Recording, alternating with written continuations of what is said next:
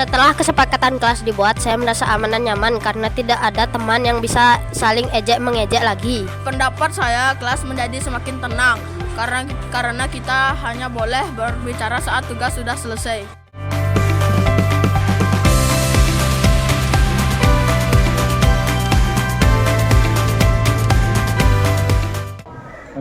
Om Swastiastu. Om Swastiastu. Terima kasih Bapak Ibu sudah meluangkan waktu bersama bareng-bareng Riki serangkaian aksi nyata tiang dalam kegiatan calon guru penggerak gitu Bapak Ibu. Silakan Ibu Kepala Sekolah. Terima kasih Ibu atas waktunya.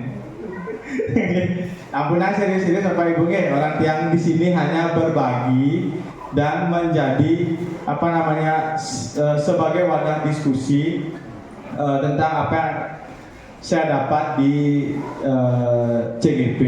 Nah, saat kemarin atau minggu lalu itu dia mendapatkan modul berkenaan dengan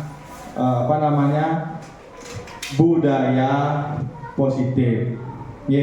Niki adalah modul yang membahas bagaimana kita untuk menciptakan budaya yang positif di sekolah. Nah, adapun bahasan-bahasannya, kita awali dulu dengan mengenal dulu. Di sana ada budaya positif dan disiplin positif. Rasanya Bapak Ibu sudah paham betul ini berkenaan dengan budaya dan disiplin. Nah, jika saya sampaikan secara singkat, budaya itu adalah cara hidup yang dimiliki oleh seseorang atau kelompok dan diwariskan dari generasi ke generasi. Jadi nilai-nilai yang dianut oleh seseorang itu terus berlanjut walaupun orang itu sudah tiada. Sedangkan yang berikutnya disiplin, tiang pribadi maknanya sebagai cara menumbuhkan perilaku disiplin pada siswa yang bersumber dari dirinya sendiri. Nah, inilah yang menarik dari modul budaya positif yang saya dapatkan di CGP. Kalau kita dulu kan biasanya disiplin itu dari kita kepada siswa, jadi kita yang atur kan. Nah, tapi di CGP ini ada sedikit perbedaan, yaitu bagaimana cara menumbuhkan disiplin itu dari dalam dirinya. Itu Bapak Ibu. Nah, untuk selanjutnya, di sini adapun materi-materinya. Nah, ruang lingkup utama paling luas yang akan kita coba raih melalui modul ini adalah jelas, yaitu budaya positifnya. Bagaimana hal-hal positif yang sudah kita miliki bisa turun-menurun terus ada dan dimiliki oleh siswa, baik selama di sekolah ataupun sampai dia tamat. Kita Bapak Ibu. Selanjutnya, bagaimana caranya biar budaya positif ini muncul? Jelas, dengan menerapkan disiplin positif, yaitu disiplin yang tumbuh dari di dalam diri siswa. Kan muncul lagi pertanyaan, bagaimana cara siswa itu muncul disiplin positifnya atau bisa muncul perilaku positif atau disiplin dalam dirinya, yaitu dengan, ini materi yang mungkin Bapak Ibu tumben lihat, yaitu segitiga restitusi. Mungkin kalau Bapak Ibu ada yang senang nonton berita-berita hukum, kan ada restitusi hukuman. Nah, gitu Bapak Ibu. Restitusi ini, restitusi itu. Nah, nanti kita bahas bagaimana peranan restitusi itu. Nah, jika ingin menerapkan segitiga restitusi ini, Bapak Ibu harus paham ini dulu. Paham tentang keyakinan kelas, kebutuhan dasar manusia, teori motivasi, dan teori kontrol. Nah, kalau Bapak Ibu sudah tahu lingkaran paling kecil ini, baru Ibu bisa lanjut atau Bapak lanjut ke segitiga restitusi, bisa menerapkannya. Sudah bisa menerapkan segitiga restitusi, diharapkan akan muncul disiplin positif dari diri siswa, dari disiplin positif akan terbentuk budaya positif di sekolah. Kinten Bapak Ibu nggih. Nah, kita akan belajar dari paling dekat dulu atau dari lingkaran yang paling kecil, yaitu keyakinan kelas, kebutuhan dasar manusia, teori motivasi, dan teori kontrol. Oke. Nah, kita lanjut. Nah, keyakinan kelas. Rasanya Bapak Ibu niki khususnya wali kelas sudah punya keyakinan kelas, berarti ya? Bu Ayu sampun punya. Sama. Kesepakatan kelas, keyakinan kelas, atau perjanjian kelas, Bu namakan boleh juga. Tapi keyakinan kelas ini bukan aturan. Bapak Ibu nggih, keyakinan kelas ini adalah hal yang dia inginkan dan hal yang dia percayai, gitu Bapak Ibu. Makanya di sana ada nilai-nilai kebajikan yang disepakati oleh siswa dan guru digunakan sebagai pedoman perilaku. Gitu. Nah, jika dilihat dari bentuknya, keyakinan kelas Bapak Ibu bisa Ibu refleksi. Nah, keyakinan kelas itu, nah seperti ini dia. Ada 3 garis besar yang saya simpulkan Bapak Ibu dari modul yang kita baca, bahwa untuk membuat diskusi keyakinan kelas itu dimulai dengan diskusi keyakinan kelas. Banyak niki macam caranya. Bisa Ibu diskusi langsung, bisa Ibu mungkin dengan voting di kelas, atau Ibu bisa lakukan dengan wawancara. Kalau anak-anak diajak untuk membuat, pasti masih dalam bentuk aturan ya. Tidak boleh nakal, jangan membuang sampah sembarangan. Nah, itu tuh masih berbentuk atau bersifat aturan biasanya. Nah, untuk keyakinan kelas perlu dirubah lagi agar bernuansa positif. Bisa tadi, jangan membuang sampah sembarangan. Bisa Bapak Ibu rubah menjadi buang sampah pada tempatnya. Tidak berbicara kata begini kotor atau kasar. Nah, bisa Bapak Ibu rubah menjadi berbicara yang sopan dan santun. Kita Bapak Ibu nih. Jadi bisa dicek dan direfleksikan pada keyakinan kelas yang Bapak Ibu sudah punya. Di sini dia keyakinan kelas. Nah, yang perlu diperhatikan Bapak Ibu, tadi kan ada nilai-nilai kebajikan. Nah, lalu apa itu nilai-nilai kebajikan? Nah, nilai-nilai kebajikan universal ada namanya Bapak Ibu, yaitu nilai-nilai kebajikan yang disepakati bersama, lepas dari perbedaan suku bangsa, perbedaan ras, atau perbedaan agama. Nah, kan Bapak Ibu sudah sering dengar profil Pancasila. Profil Pancasila itu adalah salah satu nilai-nilai kebajikan universal. Jadi, saat membuat keyakinan kelas harus benar-benar bersesuaian dengan niki. Takutnya keyakinan kelas itu digunakan untuk mencari celah. Misalnya boleh berbicara saat guru menerangkan, kan bisa aja itu. Boleh makan di kelas Bu Guru. Nah, itu kan misalnya ada yang begitu.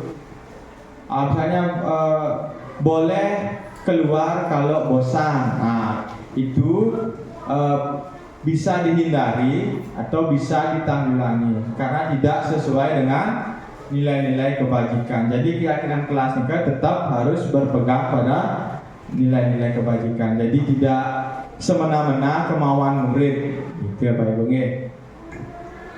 Setelah itu kita sudah paham dengan keyakinan kelas. Keyakinan kelas ini berfungsi biar siswa memiliki pegangan Bapak Ibu.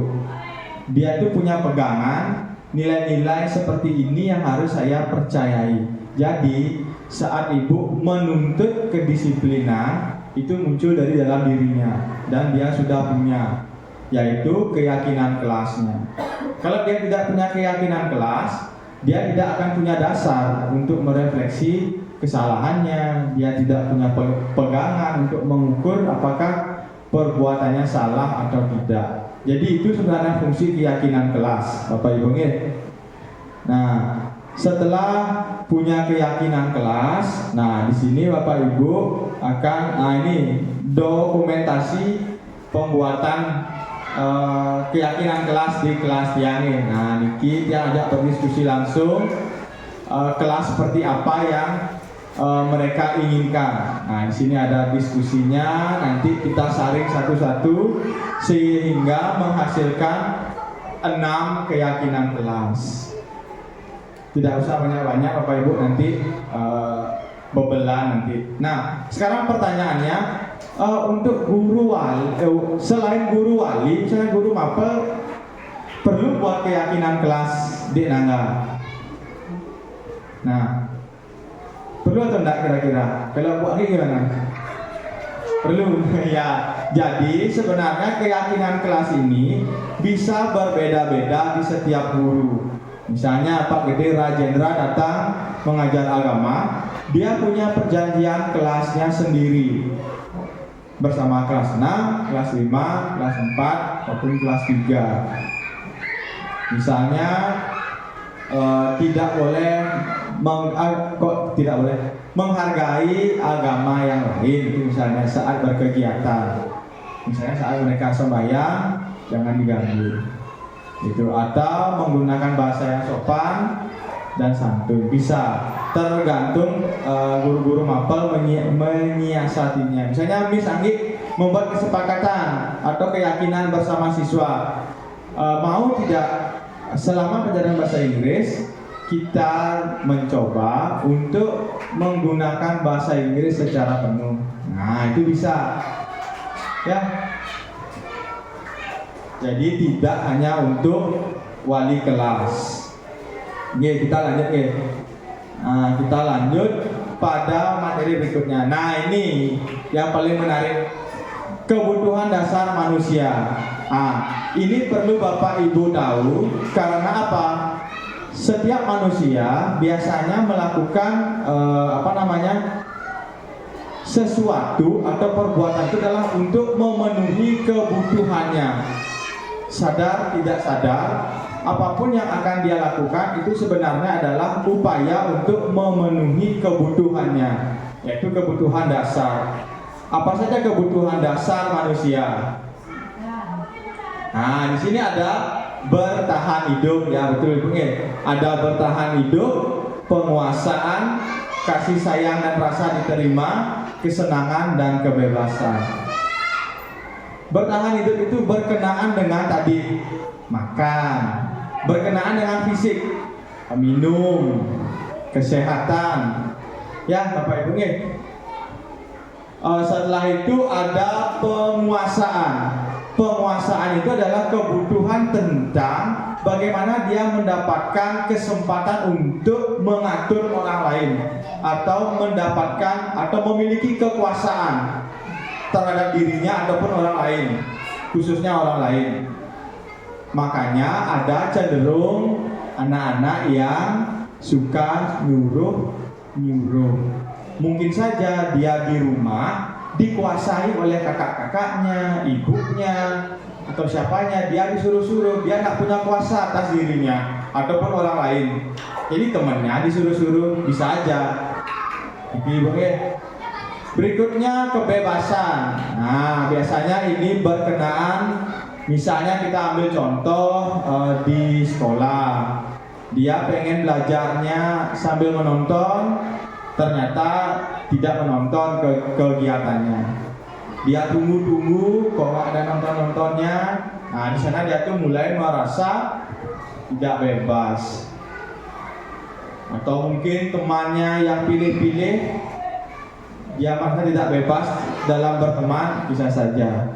Jadi, jika kita telisik lebih dalam, pasti siswa itu ingin memenuhi kebutuhan dasarnya. Kesenangan juga begitu.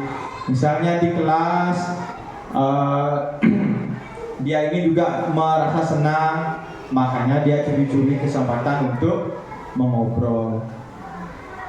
Nah, rasa kasih sayang dan rasa diterima. Nah, ini mungkin Bapak Ibu lihat ada anak-anak yang menyendiri, yang cepat emosi, ya, yang tidak percaya sama orang lain, kerja sendiri aja, siapa tahu, ya, dia kekurangan rasa kasih sayang atau tidak merasa diterima oleh lingkungannya.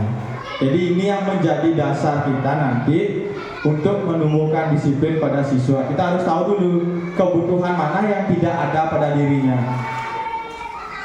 Kalau kemarin yang di kelas 3 Bapak Ibu mungkin tahu nih, makin kelas 5 dia yang sempat histeris, sempat ngamuk-ngamuk, murid pindahan ke, ternyata paginya tidak pernah makan, asam lambung, dan dia luapkan di sekolah, histeris, seperti orang tanda kutip kesurupan, bilang lihat ini kah, lihat itu kah. Entah belum makan aja masalahnya, dan ada masalah di keluarganya. Nah, itu yang menjadi dasar kita nanti untuk menumbuhkan disiplin dalam dirinya. Nah, jika saya kaitkan dalam kehidupan sehari-hari kita, Bapak Ibu, sebenarnya kita sudah lakukan ini.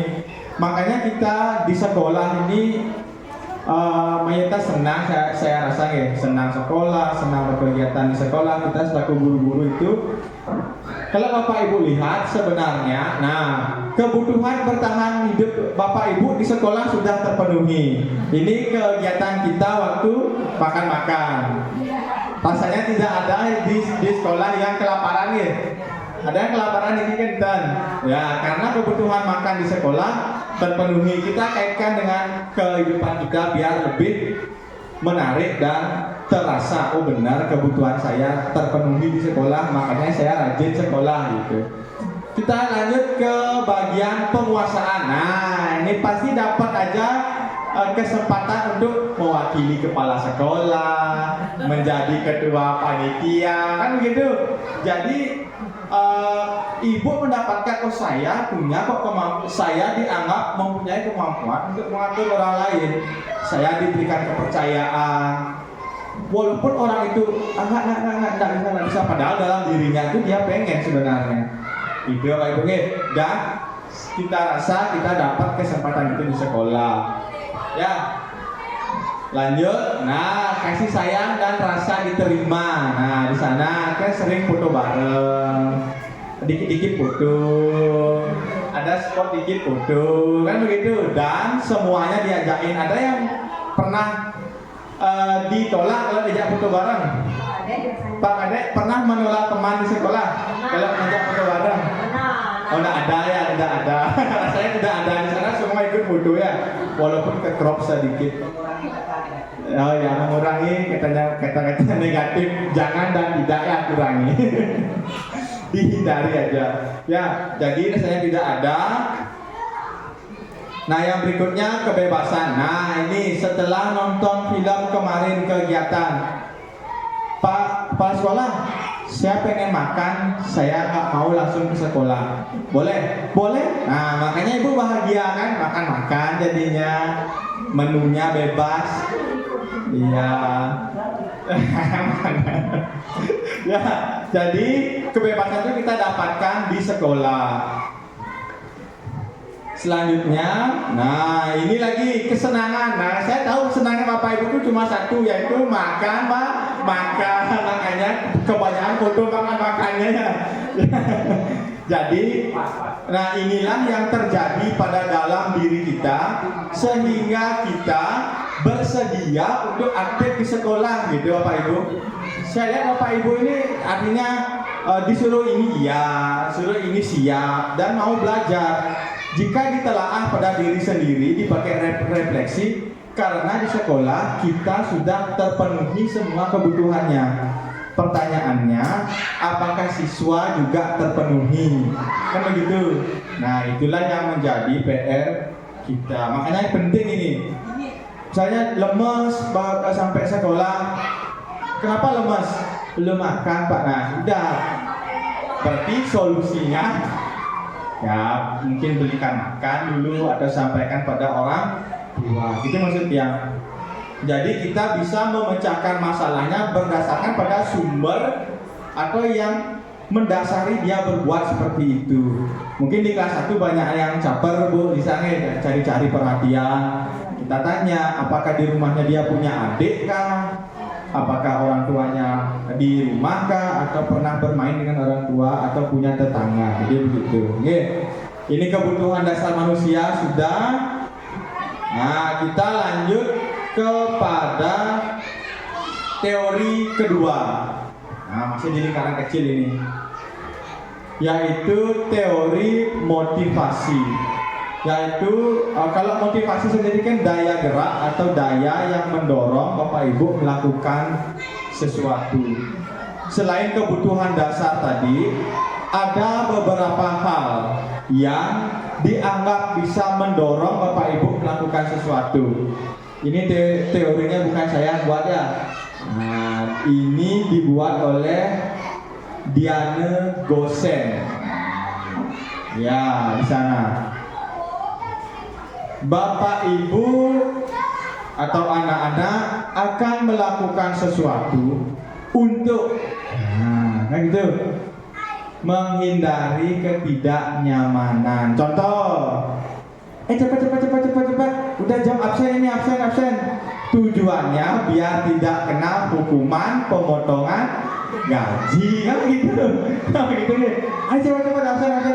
Nah, gitu. Anak-anak juga sama.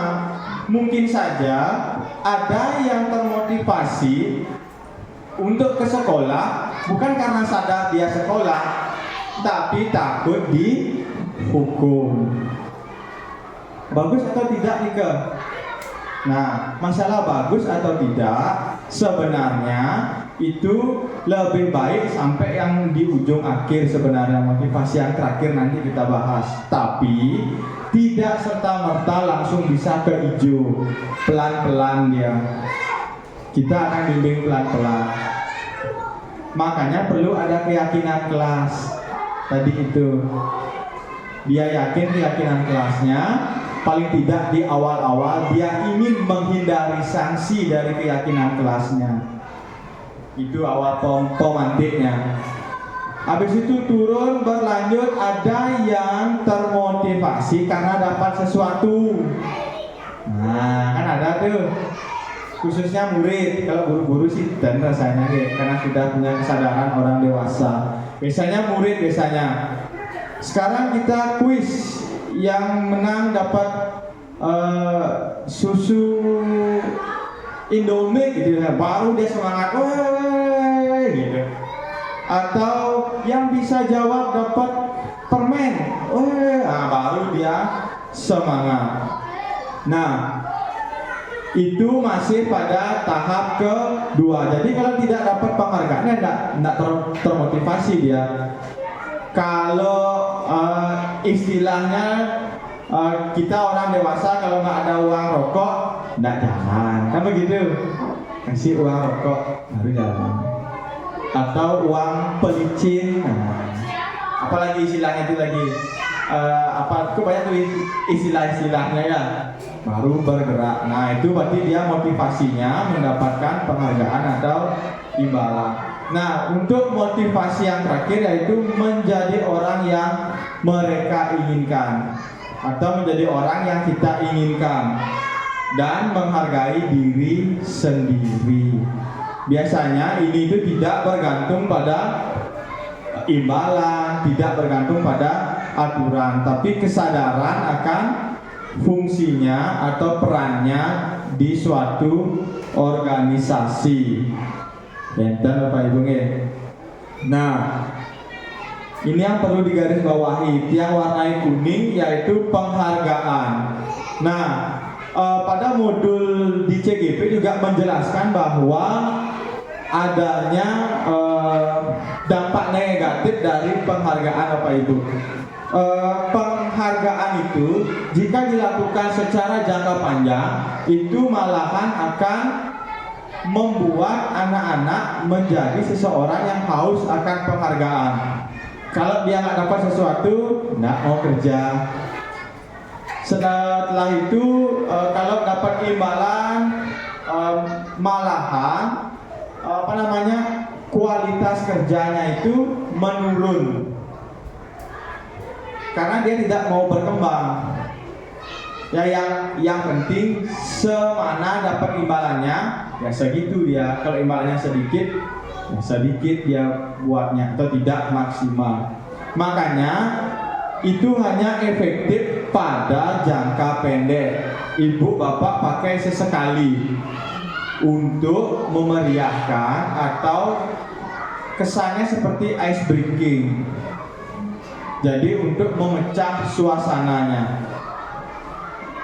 Jadi tidak berlanjut sekarang, besok lagi ada penghargaan, besok lagi ada penghargaan, apalagi penghargaan yang material. Ya Pak Ibu, nah mungkin kita bisa carikan cara lain atau penggunaan yang tepat saat memberikan penghargaan. Apakah sentuhan di kepala, ataukah sentuhan di bahu, ataukah toya-toya kuping? Makasih ya, kamu hebat sekali. Nah, siapa tahu kan gitu. Atau culik-culik pinggang. Nah, kan gitu. Ya, jadi bisa kita variasikan. Yang penting tidak berlebihan atau terus-terusan. Baik, Bung.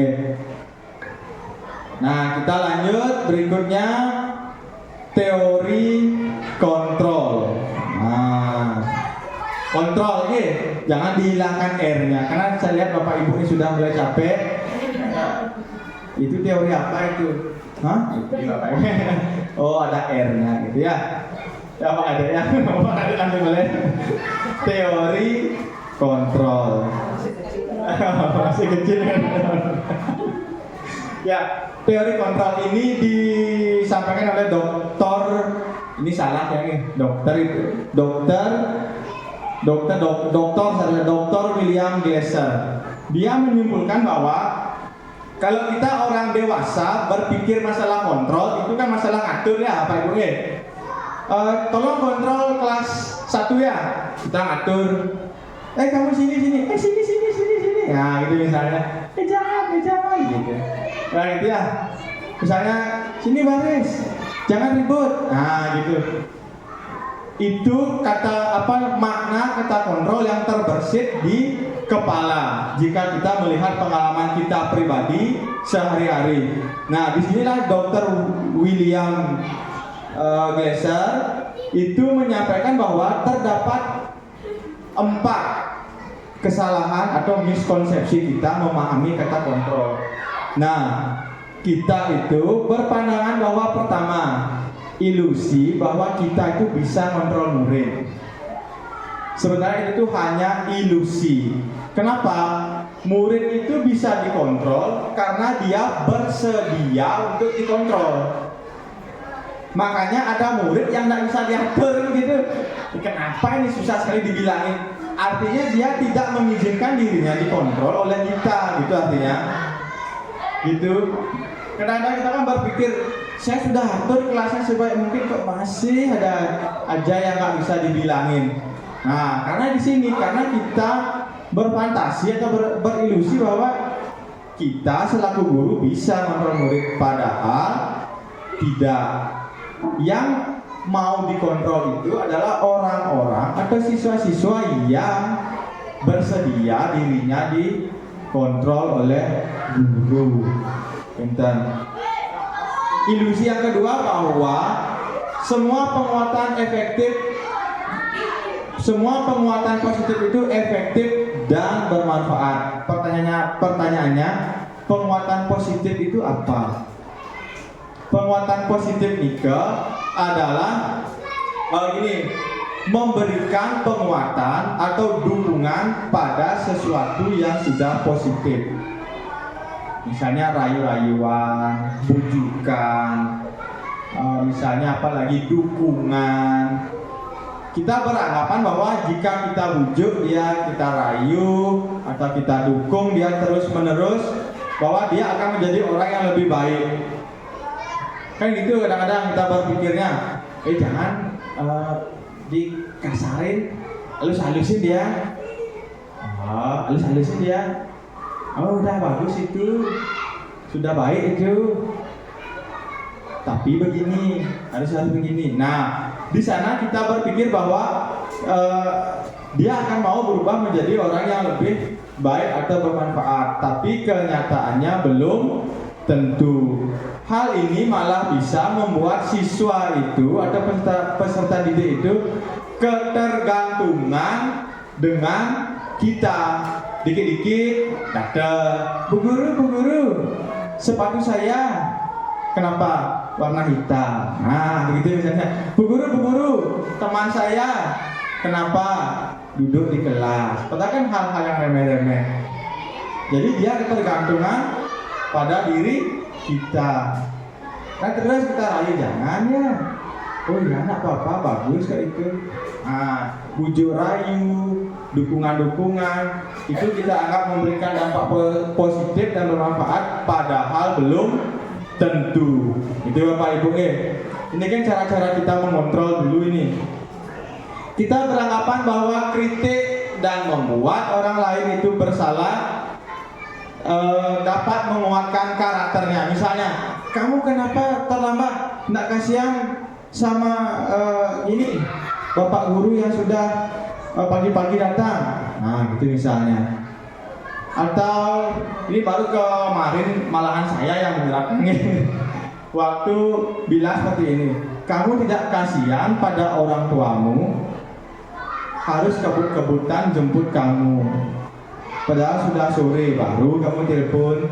Nah, itu pembuat rasa bersalah. Nah, apa dampak negatifnya? Dampak negatifnya adalah siswa itu malahan tidak percaya diri.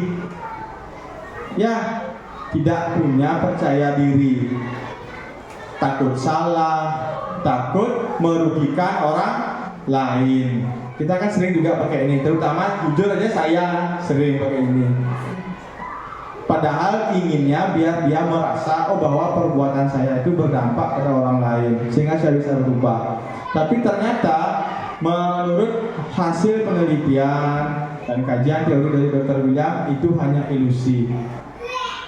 Itu hanya membuat siswa itu menjadi terpuruk. Nah, mungkin Bapak Ibu yang punya anak, Mama sudah capek-capek masak, kamu nak makan. Nah,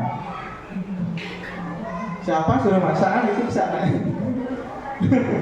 Gak ada gojek gitu. Ya, jadi itu hanya ilusi. Nah, ilusi yang keempat adalah ilusi bahwa orang dewasa memiliki hak untuk memasak.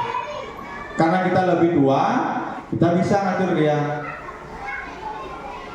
Gini, apa namanya, misalnya duduk, padahal dia lagi tidak mau duduk. Makanya ada beberapa siswa yang melawan. Sini. Kemari dulu sini, ketemu sama guru. Nah, diam dia, dia mau datang. Ya Bapak Ibu. Nah, jadi walaupun kita orang dewasa, kita tidak memiliki hak untuk memaksa pada siswa atau orang yang lebih muda. Ya, jadi inilah keempat ilusi yang terus membayangi kita dan kita jadikan acuan untuk melakukan kontrol pada siswa. Padahal itu tidak selalu berdampak baik. Jadi bagaimana cara kita mengontrol siswa? Kan gitu. Cara kita mengontrol siswa itu ada 5, ya. Atau perannya itu bisa dibagi jadi 5 kategori. Tergantung Bapak Ibu mau jadi yang mana. Penghukum. Apa itu penghukum? Nah, ciri khas dari kontrol sebagai penghukum yaitu hanya menghukum siswa. Yang menjadi fokusnya adalah yang dirugikan dapat pertanggungjawaban. Ya, atau bahkan bisa terlupakan. Misalnya si A menendang si B, kita hukum si A, tapi si B tidak dapat pertanggungjawaban apa-apa dari si A. Pertanggungjawaban jawabannya cuma si A dihukum aja. Jadi si B ini dapat apa? Kakinya tetap luka dan hubungannya tetap tidak harmonis dengan si A. Itu penghukum. Jadi dihukum aja. Jadi yang menjadi korban tidak mendapat pertanggungjawaban. Pintar nggih? Kita lanjut. Nah, di sini kita lanjut, yaitu pembuat orang bersalah. Nah, ini biasanya yang seperti saya sampaikan tadi. Kamu nak kasihan sama Bu Guru, sudah capek-capek nyiapin alat peraga, ngeprint, sudah capek-capek bikin origami, tempel sana sini, sudah isi WA family, gitu kan misalnya dirusak, gitu. Kamu nak kasihan sama Bu Guru. Nah, apalagi yang nggak bisa diatur muridnya. Kamu nak kasihan sama Bu Guru sampai habis tuh suaranya teriak-teriak. Nah, gitu. Sampai copot lehernya Bu Guru, teriak-teriak, nak kasihan sama Bu Guru. Nah, itu kan kita sering tuh. Nah, ini dampaknya apa pada siswa? Yaitu tadi, dia tidak akan memiliki kepercayaan diri. Malahan dia itu jadi minder, takut salah, dan makin terpuruk. Ada yang namanya sebagai teman. Nah, ini biasanya guru yang dekat dengan siswanya. Ada dampak positifnya, ada dampak negatifnya. Negatifnya adalah siswa itu bisa saja kehilangan kemandiriannya karena terlalu bergantung sama guru. Karena guru di sini berprofesi berposisi sebagai temannya. Dikit-dikit ya nanti Pak Guru yang bantu. Nah, itu. Dikit-dikit ya nanti Pak Guru yang ganti. Nah, Pak Guru, karena saya sobek. Nah, gitu. Sini. Pak Guru yang cari. Pak Guru, sepatu saya hilang. Nah, itu dikit-dikit ke Pak Guru jadinya. Karena kita ini dianggap teman. Jadi dia kehilangan kemandiriannya. Lanjut. Kita kontrol sebagai pemantau. Nah, pemantau ini kita jauh dari siswa, kita hanya mengamati pada nilai-nilainya saja. Misalnya dia melakukan sesuatu, kita tidak ikut campur, tapi kita catat. Oh, kemarin si ini dilaporin mencuri. Kemarin si Paus Pino misalnya dilaporkan bermain di kelas, kita catat aja. Nanti ujung-ujungnya rapornya C gitu, ujung-ujungnya nilainya merah gitu. Itu pemantau. Kita tidak terlibat langsung, tapi kita memantau dan kita memberikan nilai terhadap siswa itu. Apa dampaknya? Siswa merasa jauh dari guru dan dia tidak tahu mana yang baik dan mana yang jahat atau tidak baik. Ya. Nah, ini yang terakhir yang dianggap paling ideal. Manajer sebagai teman yang benar, sebagai pemantau juga tidak. Ya, manajer itu kita terlibat untuk memfasilitasi dia berkegiatan. Misal, ini kesalahan saya dulu nih. Pas pemilihan ketua kelas, kamu ya jadi ketua kelas ya, itu dulu. Atau Pak Guru punya calon 1, 2, 3, 4, yang lain silakan pilih antara 4 ini. Nah, itu kan saya ikut masuk dan ngatur jadinya, atau menjadi teman karena memberikan solusi, memecahkan masalahnya mereka, gitu jadinya. Nah, tapi untuk tahun ini saya mulai rubah. Saya buatkan kelompok 1, 2, 3, 4. Silakan diskusi, tentukan calon terbaik menurutmu di bangku itu. Bangku sini punya calon, bangku sini punya calon, dari sana punya calon. Jadi mereka sadar, oh ini orang yang saya pilih karena ini. Jadi saya tinggal menonton dan mengamati prosesnya. Seperti 17-an kemarin Yang memilih teman-teman yang ikut lomba juga mereka sendiri dengan cara diskusi. Dan jadi kita sebenarnya diharapkan menuju manajer.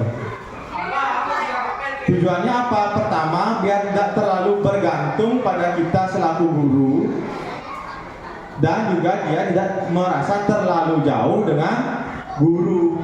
Gitu ya Pak Ibu. Mandiri dapat, percayaan diri dapat.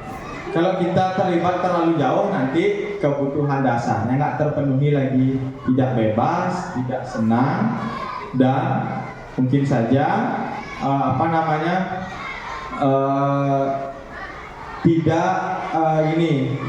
tidak merasa mendapatkan penguasaan terhadap dirinya. Gitu. Kita sudah berbicara teorinya tadi, keyakinan, motivasi, dan kontrol Bapak Ibu. Nah, dari teori-teori itu baru kita bisa melaksanakan yang namanya segitiga restitusi, ya. Segitiga restitusi. Restitusi ini kalau Bapak atau Ibu cari, maknanya adalah bagaimana cara mengembalikan pelaku atau orang yang bersalah kepada kelompoknya. Ini biasanya kalau ada teman yang ketahuan mencuri, pasti dia langsung dimusuhi satu kelas biasanya. Begitu. Gitu. Artinya mulai dari dijauhi oleh teman-temannya, ditinggalin oleh teman-temannya. Jangan dulu, orang dia suka mencuri. Orang dia pernah ngambil pensil saya. Orang dia pernah mengambil uang saya. Gitu jadinya. Jadi dia dijauhi. Melalui restitusi inilah diharapkan orang yang bersalah ini tidak merasa terpisah dari kelompoknya, tidak merasa dikucilkan. Apa Ibu? Ini bagaimana caranya biar orang yang bersalah itu bisa diterima pada kelompoknya dan menguatkan karakternya. Ya, jadi karakternya makin kuat, dia sadar akan permasalahannya, dan dia bisa bertanggung jawab berkat inisiatifnya sendiri. Lalu perbedaannya restitusi dengan hukuman dan konsekuensi apa? Kan begitu. Nah, kalau hukuman itu sesuatu yang harus menyakitkan, menyakitkan secara fisik, secara psikis. Nah, itu tuh biasanya pokoknya gimana biar menyiksa. Makanya kalau hukuman itu pasti biasanya kejam-kejam, apalagi yang dulu-dulu, hukum pancung, hukum pecut, hukum digelitiin sampai nangis gitu misalnya, atau hukuman-hukuman yang menyakitkan lainnya. Kalau konsekuensi dia sudah tahu itu harus terjadi. Kalau dia terlambat, ya konsekuensinya apa? Apa konsekuensinya? Ya mungkin disuruh nyapu di halaman. Jadi bukan hal-hal yang menyakitkan, tapi dia sadar itu akan terjadi. Misalnya saya terlambat, ya pada akhirnya saya harus kebut-kebutan di jalan. Saya harus panik, saya harus cemas. Itu konsekuensinya, ya memang itu konsekuensinya. Dan kalau restitusi itu merupakan pilihan, maksudnya apa yang akan siswa itu lakukan atau yang dia perbuat untuk memperbaiki kesalahannya. Misalnya dia terlambat, lalu sekarang sudah terlambat, apa yang akan kamu lakukan sekarang? Apakah ini akan terulang lagi? Biar tidak terulang, apa yang akan kamu lakukan? Jadi itu dia restitusi. Berikutnya, hukuman itu tidak nyaman untuk murid, apalagi untuk jangka panjang. Nah, kalau konsekuensi tidak nyaman, tapi untuk jangka waktu pendek, karena dia sadar, misalnya dia tidak makan Konsekuensinya lapar, lemas, tapi saat itu saja.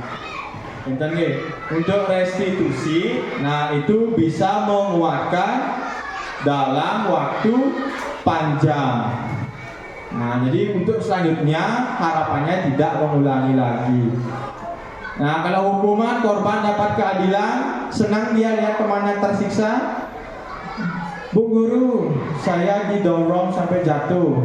Pak guru, saya didorong sampai jatuh. Mana orangnya? Sini. Lari kamu 10 kali di halaman. Nah, korbannya senang kan? Nah, rasakan kamu. Kamu begitu jadinya. Jadi dapat keadilan. Nah, kalau konsekuensi kadang-kadang korban itu diabaikan. Maksudnya begini, misalnya ada yang bermain, si A dan si B bermain. Si A mendorong si B jatuh. Konsekuensi kalau mendorong teman sampai jatuh apa? Nah, bisa saja dimarahi guru atau dimarahi orang tua yang didorong. Tapi korbannya gimana? Enak gimana? Tetap sakit ya. Merasa adil juga belum tentu. Nah, untuk restitusi korban mendapatkan ganti karena pada restitusi kita tuntut dia untuk bertanggung jawab, Bapak Ibu. Nah, ini kita akan masuk.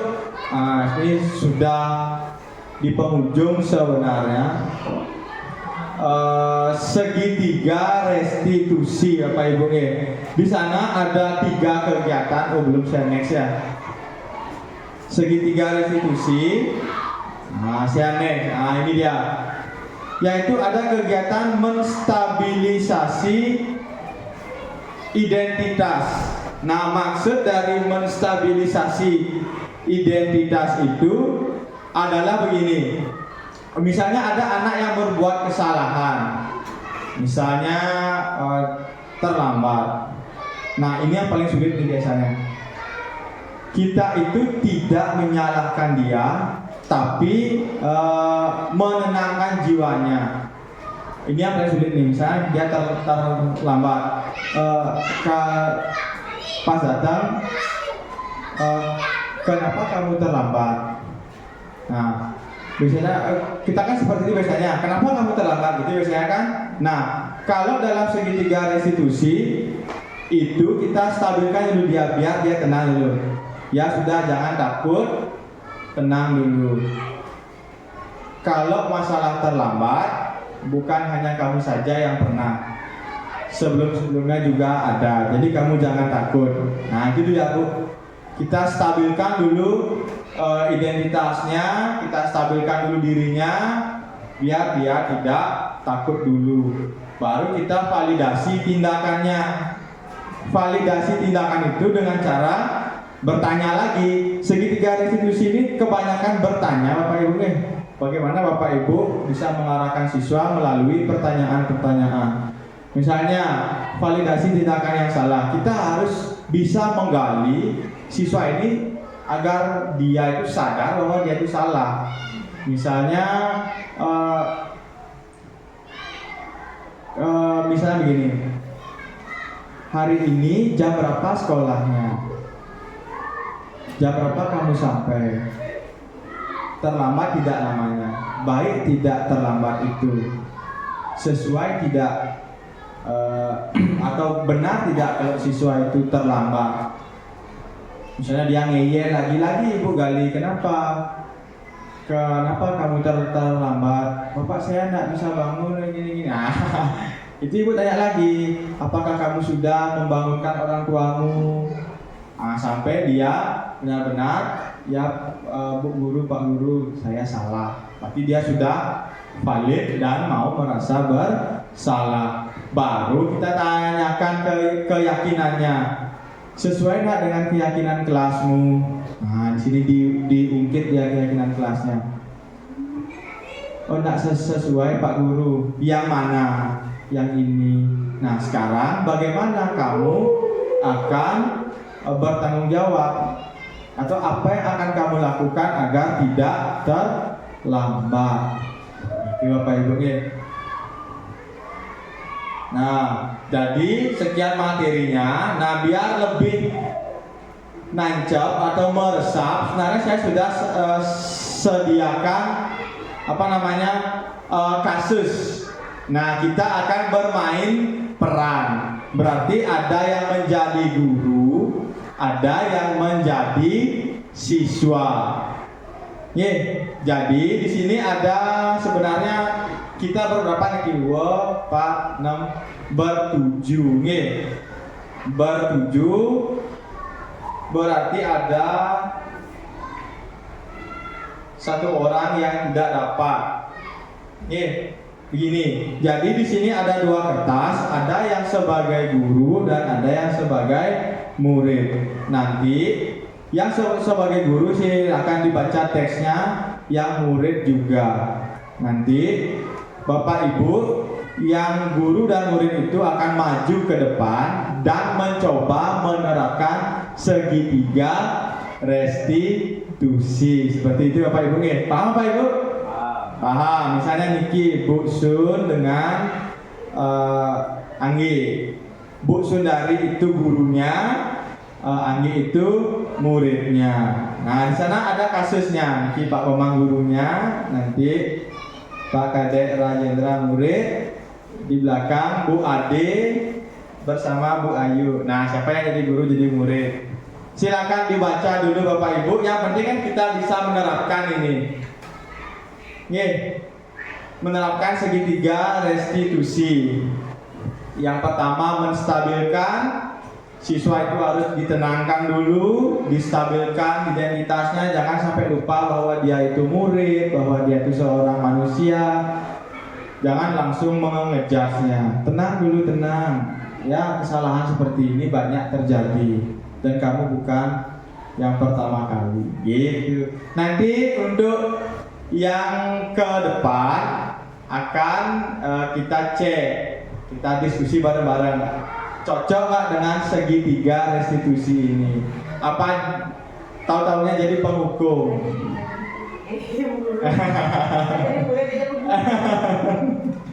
Ya silakan dicek dulu kasusnya. Kalau sudah siap, ini percakapannya bebas dia.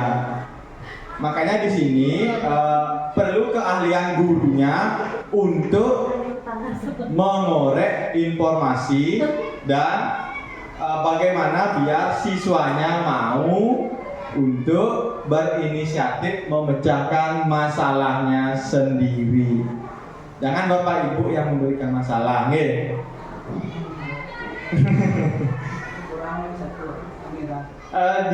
untuk Amira di sini kan tidak, jadi bisa di skip. Oh, mau diperagakan Pak Adek mengejek Amira? Boleh sini Bu Lisa, katanya biar ada yang diejek. Sini Bu Pak sekolah silakan Nanti sambil menunggu saya ambilkan mic dulu biar suaranya keras. Amira tuh bapak juga tidak terus saya ngajak ibu dari ini gurunya.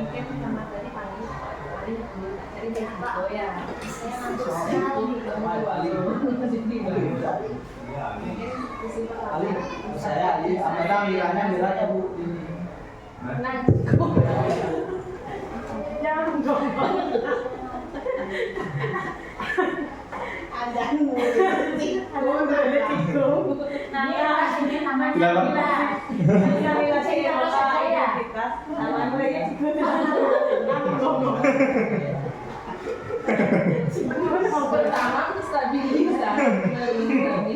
Jangan dulu.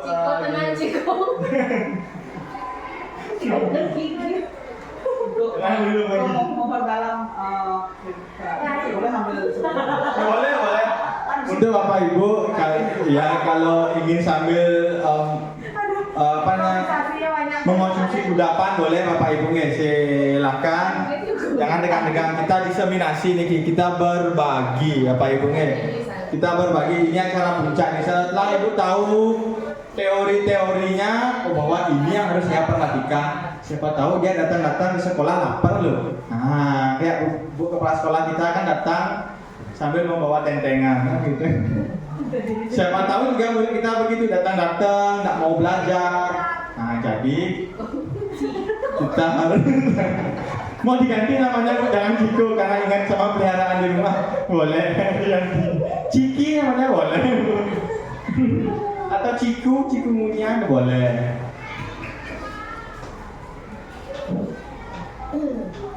Ya Pak Ibu siap? Siapa mau dulu? Santai Pak Ibu. Mungkin saya udah makan dari tadi pagi karena tak mau makan. Untuk murid alasannya melanggar sudah ada di teks murid, nanti Bapak Ibu tambah-tambahin nanti. Ya karena Ibu Bapak saya berantem di rumah, lu ada kemana nanti? Kemana itu? Ya di sana untuk alasan murid itu sudah ada di teks murid. Jadi biar tidak kesana kemari temanya. Ibu bingung nanti. Kenapa saya nggak masuk ya? Nanti sudah ada di teks murid. Murid dan guru itu beda dia teksnya. Jadi pintar-pintarnya guru mengorek informasi. Jadi pintar-pintarnya murid untuk berkelit gitu.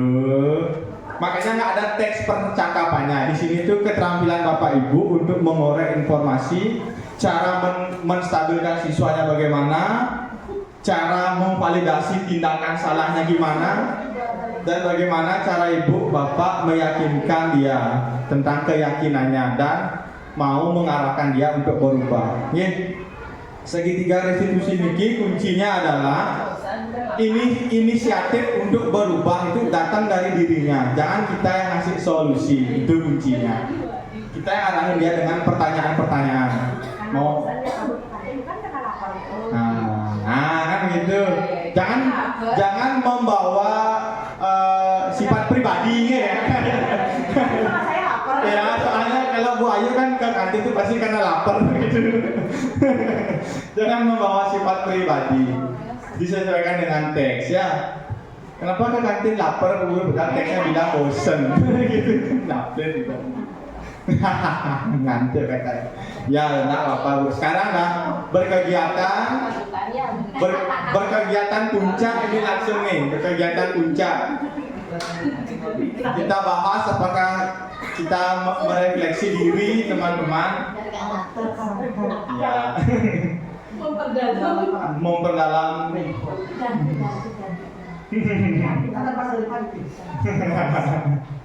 Ya enggak apa-apa, sudah.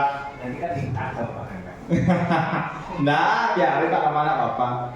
Santai karena ini diseminasi adalah keadaan berbagi, jadi enggak dipegang-pegangin. Karena salah satu metode dalam komunitas belajar itu adalah bisa lewat berbicara dengan santai. Santai aja. Yang penting tujuannya tercapai.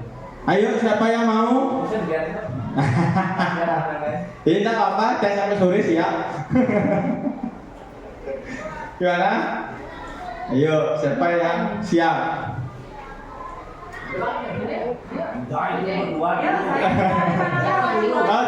Ciko dan Bu Guru Ciki siap. Nah, yang lain bisa mengamati dan menilai apakah sudah sesuai dengan segitiga restitusi. Silakan Ibu Ciko. Kena ada teksnya di sana. Ciki ya itu ya. Ciki kami ini.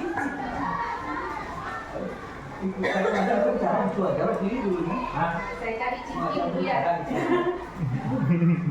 Kan dulu. Tadi jangan salah kan. Boleh. Gue teriak kamu semua ya. Harus ini yang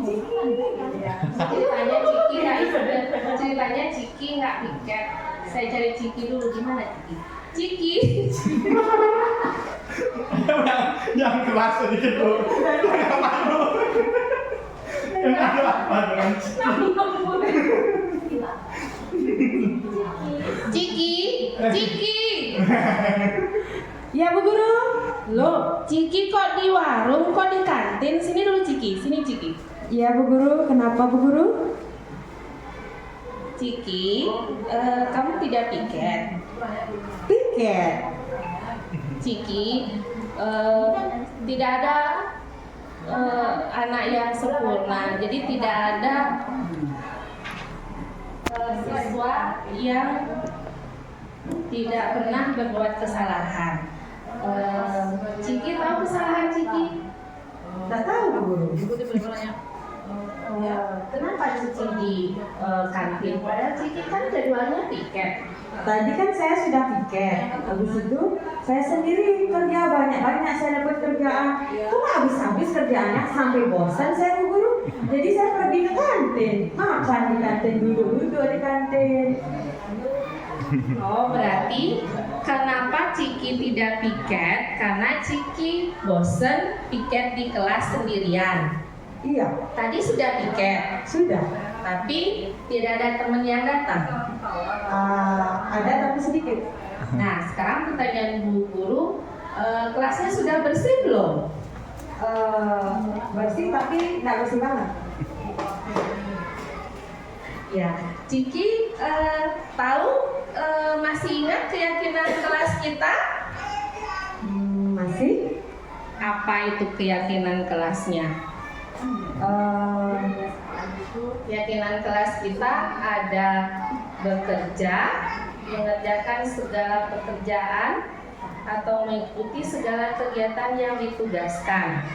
Kemudian ada hormat, menghormati semua orang dan barang milik orang lain. Kemudian diterima dan dimiliki, saling menerima satu sama lain dan saling peduli. Ya, walaupun Ciki sudah piket dan Ciki karena bosen, Ciki lari ke kantin dan diam di kantin. Oke, Ciki senang karena Ciki merasa sudah mengerjakan tugas, tapi di satu sisi Ciki merugikan temannya yang lain, jadi temannya yang lain bekerjanya lebih lama.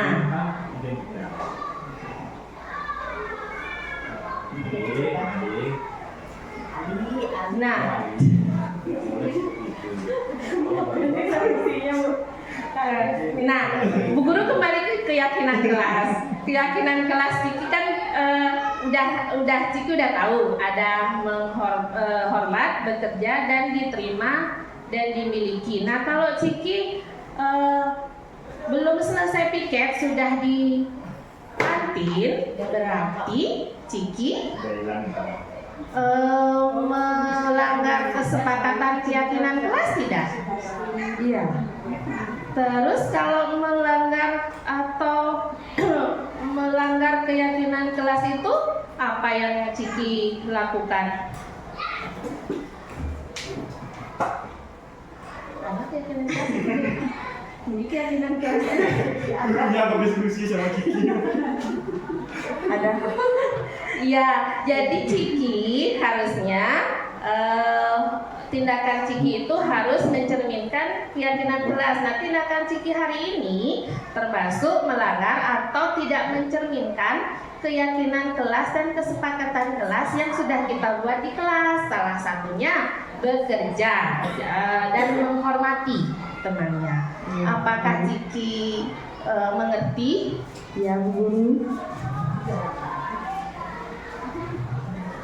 Ya, lain kali Ciki kalau piket ingat dengan kesepakatan atau keyakinan kelasnya. Kalau misalkan walaupun Ciki sudah piket dan teman-teman belum datang, dijaga kekompakan kelasnya dan diingat kesepakatan kelasnya. Bisa dipahami Ciki? Bisa Bu Guru. Maaf ya Bu Guru. Ya, terima kasih Ciki. Ayo kita tepuk tangan untuk Ciki. Paling Berarti sulit Bu ya? Apalagi ngeyel terus muridnya udah bersih. Sudah, tapi belum. Sudah enggak bersih-bersih banget. Oke. Oke, Bapak Ibu, coba kita cek dulu jika dilihat dari segitiga restitusi. Apakah sudah ada menstabilisasi identitasnya? Sudah apa belum apa Ibu? Ada. Ada di awal. Tenang dulu, tenang. Gitu ya saya Pak Ibu. Ya. Habis itu validasi tindakan yang salah sudah ada. Sudah mencoba menggali dan membuat si Ciki merasa bersalah. Bukan sih merasa bersalah, artinya dia sadar akan kesalahannya. Oh ya, saya salah akan ini. Meyakinkan, menanyakan keyakinan sudah? Sudah. Apakah sesuai dengan keyakinan kelas yang ini? Oh tidak, Bu Guru, masalahnya yang dilupakan tadi adalah Nabi kira-kira. Iya, Bu Guru belum berhasil membuat Ciki untuk berinisiatif memecahkan masalahnya. Mungkin nanti bisa teman kamu kan masih pikir apa yang akan kamu lakukan sekarang? Akan tetap di kantin atau apa? Nah, di sana kan dia berpikir si Ciki, saya mau pulang aja Bu Guru. Lo belum boleh ke kantin saja tidak boleh, apalagi pulang. Gitu jadinya. Oh iya ya Bu Guru, lupa saya. Oh iya, saya salah. Apalagi dia merasa bersalah, saya akan bantu teman-teman. Itu harapannya. Dia yang berinisiasi. Terima kasih Bu Ayu dan Bu Ade atas bantuannya. Jika kita lihat tadi, kira-kira kebutuhan dasar mana yang tidak didapatkan oleh si Ciki? Kan ada 5 itu: penguasaan, bertahan hidup, kesenangan, kebebasan, dan rasa diterima. Berarti yang tidak dia dapatkan adalah kebebasan. Bosan dia merasa terkungkung oleh tugasnya, yaitu bersih. Ya, jadi dia lakukan karena dia bosan, tidak bebas di kelas saja gitu ya. Pak Ibu nih. Yuk, untuk berikutnya siapa yang mau? Kita gunakan sebagai penampil terakhir nih, biar tidak terlalu banyak menyita waktu Bapak Ibu. Siapa yang mau bersedia? Nah.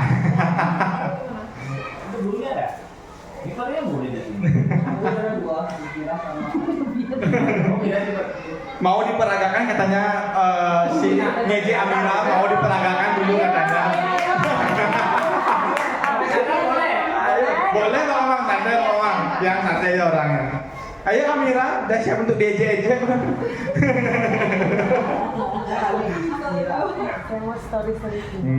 Oke Pak Omang, ya silakan. Ya, no DJ jangan. Gurunya siapa? Pas tiba-tiba nih. Datang dari kantin nggak?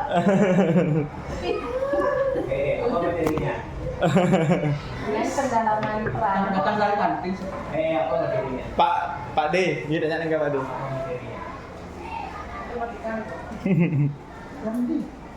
Ya, Pak. Kan aduh dulu nih ceritanya murid. Oh, ngajar. Apa? Saya nggak tanpa ini. Coba saya tanpa itu. Ya. Ya. Memang improve Pak D karena memang tidak ada percakapannya. Oh, gitu. Tapi ini adalah Poin-poinnya aja. riwayat kejadiannya gitu. Di sini apa di situ? Tentang apa? Tentang Mira nilainya. Oh ya, oke sih. Ya, dia Saya mengejek dia. Ya, Dia gitu. datang dari kantin.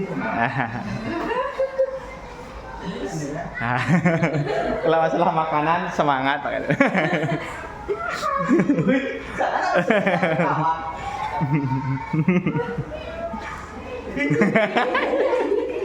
Sudah belum? Halo Mira. Apa itu? Kok kamu bukannya sedih sekali? Kamu habis dari boarding. Kita kan harus ulangan ya. Itu apa itu? 60 apa 90 itu? 6 sama 9 itu terbalik apa enggak nih? 0 gila sekali nilainya Mira ya. Jangan kalau jelek nggak usah gitu. Aku tuh lihat tuh nggak pernah belajar di kantin aja nilai tuh 90. Kamu kok jelek banget sih? Waduh kasihan deh. Ih, jelek banget sih nilainya. Nangis dong kalau aku gitu. Nangis dong. Aduh. Aku dan 90 belajar enggak begadangnya. Aduh Mira. Ada apa ini? Ada Pak Guru. Kenapa Mira? Mira kok bilang-bilang ya. Sakit hati kenapa? Mira jangan sakit hati. Diejek apa? Kok nangis Pak Guru tanya kok malah nangis? Orang nilainya juga bagus. Oh gitu. Begini. Ya. Dan sekarang Pak Guru tengah ya. Mira, Kamali. Nah untuk Mira. Ya. Sebentar. Cukup dulu nangisnya. Cukup. Bagaimana Pak Guru memecahkan masalah ini kalau masih nangis? Air mata nanti habis. Ya. Tidak boleh. Kakinya injak. Ali ke sana dulu sedikit Ali. Pak Guru masih ngomong sama Mira. Kayak 1000 bulan lah. Ya. Begini keduanya ya. Untuk Ali dan Mira begini. Di sekolah tidak boleh ada yang saling mengejek ya. Nah untuk Mira tidak ada juga yang tidak sempurna ya. Jadi katakanlah begini, si Ali ini ingin Mira termotivasi nanti ya, bukan dia mengejek sebenarnya, tetapi dia berusaha untuk membangkitkan lagi. Tapi menurut Mira ini adalah sesuatu yang mengejekan. Tapi kalau Ali jangan keterlaluan untuk mengejek Mira. Ya, boleh berikan penilaian, tetapi Ali jangan menekan Mira ya. Ali tidak boleh ya. Dia boleh dilakukan lagi. Nah untuk Mira belajar lagi yang baik ya. Nah untuk nangisnya cukup dulu. Pak Guru sudah kasih solusi nanti supaya tetap ada perbaikan ya. Nah untuk Ali kalau merasa sudah bisa ya jangan sendiri ya, tidak boleh sombong. Selalu ada komunikasi namanya ya. Bahwa kita di sekolah itu adalah belajar, bukan saling ada yang mengejek. Nah, mari berikan motivasi sama-sama. Pak Guru juga akan berikan motivasi, Ali juga bisa berikan motivasi sehingga Mira lebih giat lagi belajar ya. Nah cukup dulu untuk hari ini. Kalian boleh bersalaman dan silakan. Nah untuk Mira, silakan belajar yang baik. Sanggup? Sanggup? Salaman ya. Jangan diulangi lagi ya. Pak saya merasa bersalah Pak. Adakah perasaan apa yang Ali dapatkan kalau sudah terusan mengejek? Perasaan bangga karena nilainya bagus. Bagus ya. Kalau sudah nilainya bagus, pertahankan. Jangan justru itu dipakai mainan atau membuli teman. Ya, itu aja dari Pak Guru. Nanti Mira dan Ali bersalaman dan tidak boleh lagi dilakukan. Terima kasih ya. Boleh pulang Pak.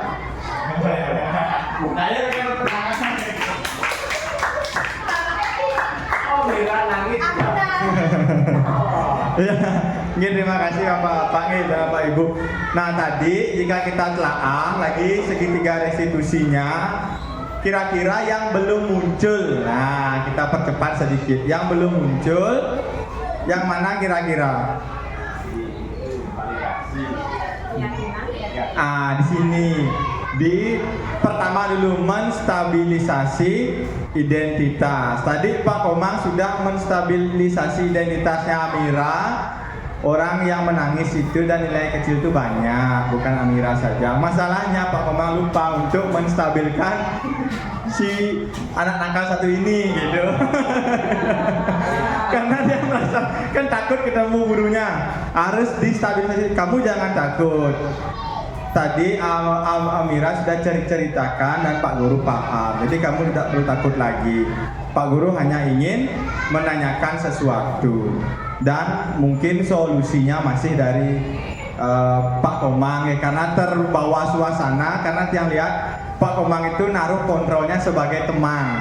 Jadi Pak Komang ikut terlibat dalam permasalahan dan ingin berperan aktif menyelesaikan masalah muridnya. Nah itu, jadi tinggal digeser lagi sedikit Pak Komang biar muridnya yang berinisiatif untuk memecahkan masalahnya sendiri. Ya gitu. Nika kalau harapannya sih seperti itu, yaitu menjadi manajer biar nanti muridnya tidak terus nyari Pak Komang, nanti dikit-dikit Pak Komang, dikit-dikit Pak Komang. Nah itu yang kita hindari. Ini kan sudah bagus, sudah mendekati sekali dengan manajer. Kalau dilihat dari kasus tadi, kira-kira apa yang atau kebutuhan apa yang tidak terpenuhi dari seorang Ali ini? Selain lapar karena cemilannya banyak. Apa kira-kira sampai dia mengejek Amira? Ada wajahnya Amira yang sudah lusuh, yang sudah lelah ini. Apa kira-kira? Kan ada 5 penguasaan, kebebasan, senang. Ya karena kebutuhan akan penguasaannya kurang dari Ali. Dia ingin merasa dihargai, ingin mendapatkan pengakuan. Jadi dia ngejek Amira tujuannya biar dia mendapatkan kepuasan karena dia lebih tinggi dari orang lain. Gentang apa Ibu? Jadi sekian diseminasi yang bisa Tiang sampaikan berkenaan materi budaya positif. Mudah-mudahan bermanfaat dan memberikan opsi Bapak Ibu karena kalau merubah kebiasaan kan susah sekali. Jadi ini menjadi opsi, siapa tahu Bapak Ibu ingin coba di kelas dan mudah-mudahan bisa memberikan dampak positif di kelas. Sekian yang bisa saya sampaikan untuk waktu dan kesediaannya terlibat untuk hari ini. Dan ucapkan terima kasih karena diawali dengan Om Swastiastu, maka Tiang tutup dengan Paramo Santi. Om Santi Santi Santi Om. Terima kasih Bapak Ibu, jadi acara bebas.